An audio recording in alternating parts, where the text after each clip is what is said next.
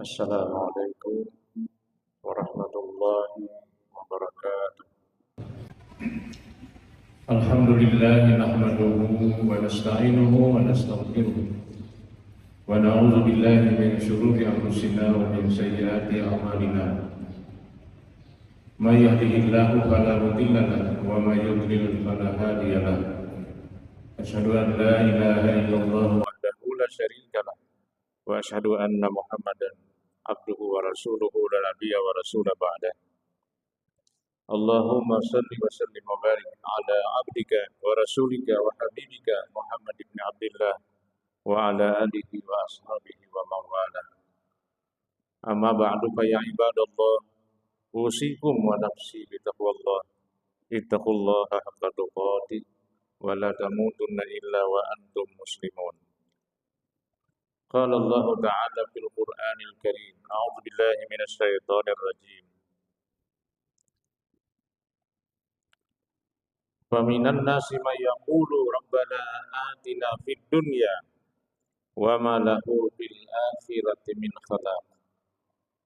Wa minhum may yaqulu rabbana atina fid dunya hasanah wa fil akhirati hasanatan wa qina azabannar. Ulaika lahum nasibum mimma kasabu wallahu sari'ul hisab. Surah Al-Baqarah ayat 200 dan 201. Hadirin jamaah salat Jumat, khususnya yang hadir di Masjid Al-Furqan rahimakumullah.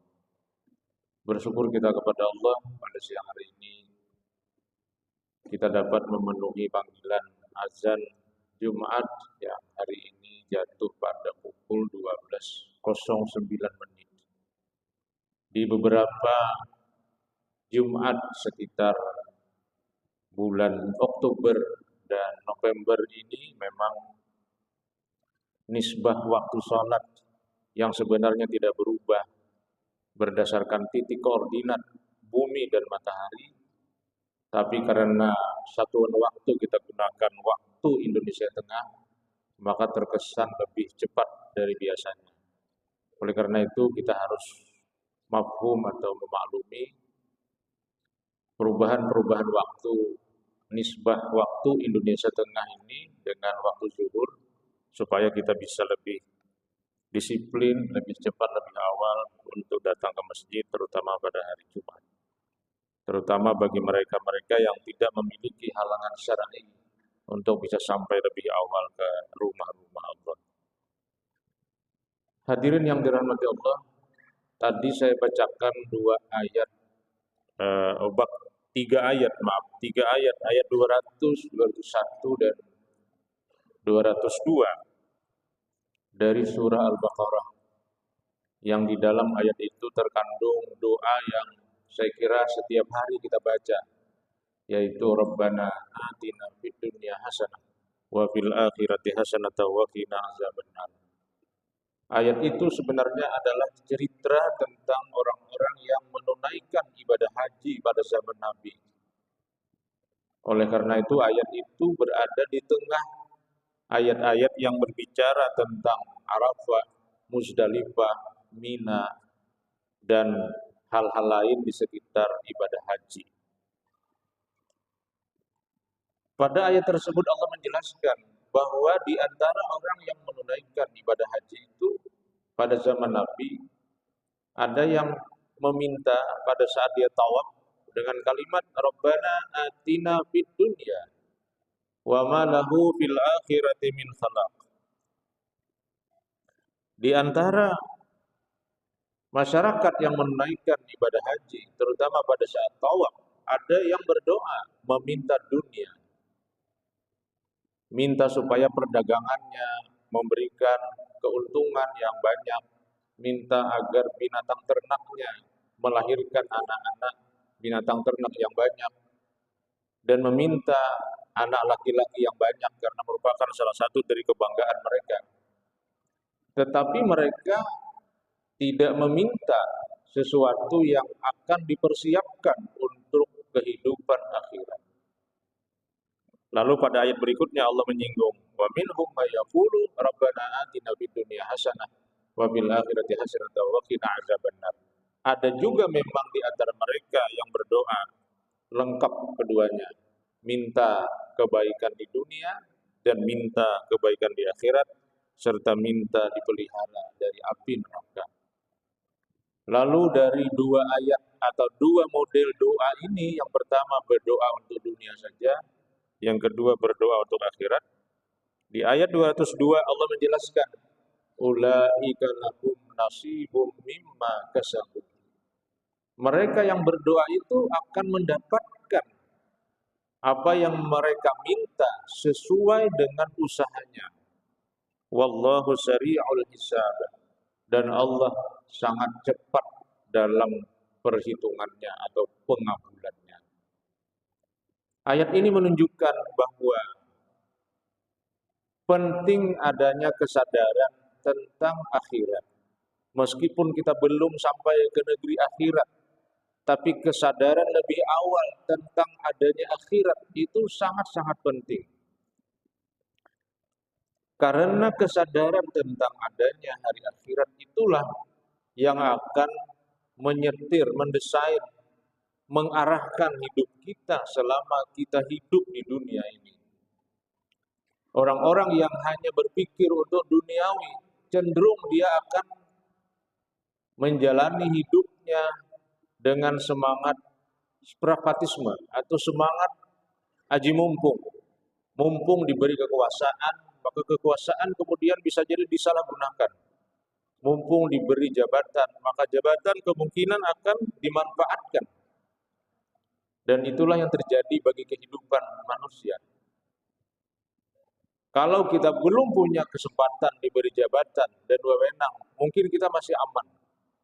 Tapi ketika kita diuji dengan jabatan dan posisi yang dapat mengendalikan berbagai kebijakan, maka disitulah kemungkinan tindakan-tindakan yang bertentangan dengan aturan justru akan terjadi. Tetapi Allah mengingatkan, wa minhum may yaqulu rabbana atina fid dunya hasanah wa fil akhirati hasanah wa qina azabannar. Jadi ada semangat kesadaran yang tinggi tentang akan adanya hari akhirat, dan hanya dengan kesadaran hari akhirat itulah kemudian muncul kalimat wa qina azabannar. Peliharalah kami dari api neraka. Seakan-akan ayat itu menjelaskan, kalau kau ingin diselamatkan oleh Allah dari siksa neraka, maka kau harus sadar bahwa kau juga harus meminta kebaikan di hari akhirat. Dan kebaikan di hari akhirat tidak akan kau capai kecuali apabila engkau memiliki kebaikan-kebaikan di dunia yang kau sadari itu akan sampai kebaikan itu ke negeri akhirat. Maka di dalam ayat-ayat yang lain dikatakan, Allah Subhanahu wa taala menurunkan Alkitab, tapi juga Allah menurunkan Al-Mizan.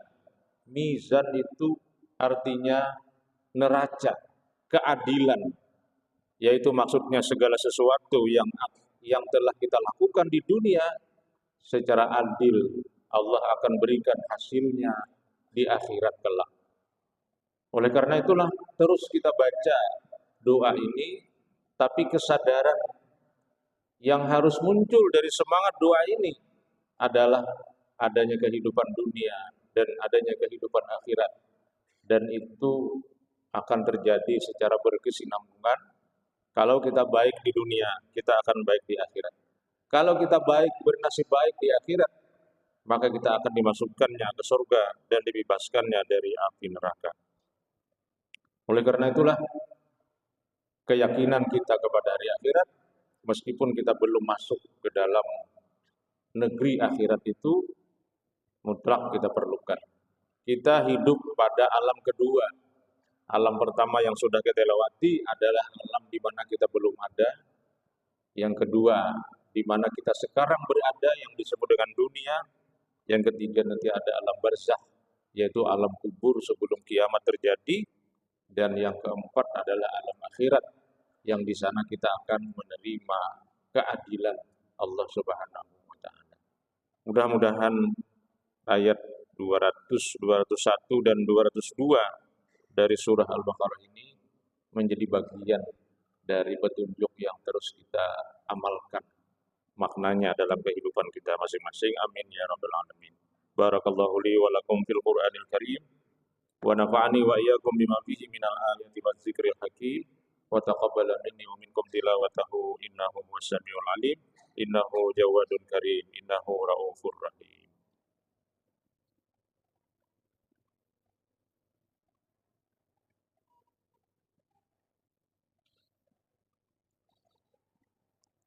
Alhamdulillah hamdan katsiran kama amar.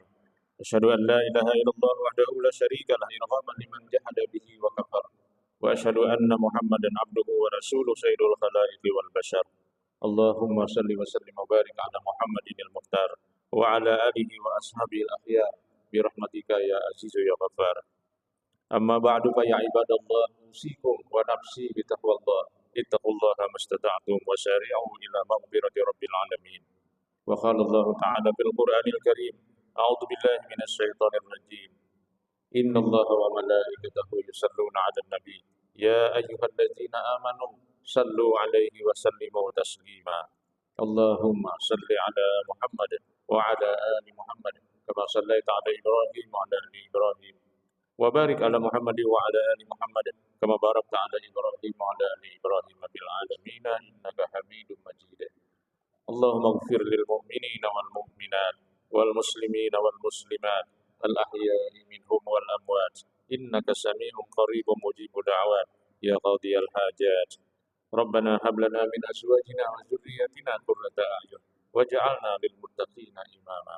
ربنا آتنا في الدنيا حسنة وفي الآخرة حسنة وقنا عذاب النار. عباد الله أقيموا الصلاة.